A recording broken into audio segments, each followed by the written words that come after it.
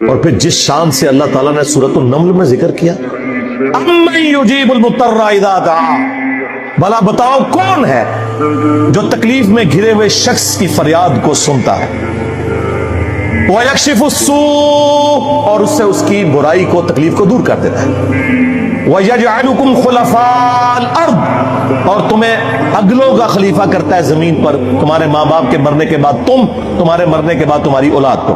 اِلَٰهٌ مَّعَ اللَّهِ، کیا اللہ کے ساتھ کوئی اور معبود بھی ہے؟ قلیلا ما تذکرون، لیکن بہت کم ہی تم نصیحت حاصل کرتے ہو۔ بالکل، صدق اللہ العظیم، بہت کم لوگوں نے نصیحت حاصل کی۔ اس آیت میں کلیئر کٹ لکھا ہے کہ جو اللہ کے سوا کسی اور سے دعا کرتا ہے گویا وہ اسے خدا بنائے ہوئے ہے۔ یا علی مدد کا مطلب سادہ نہیں ہے، اس کا مطلب ہے کہ آپ نے مولا علی کو اللہ کے مقابلے پر خدا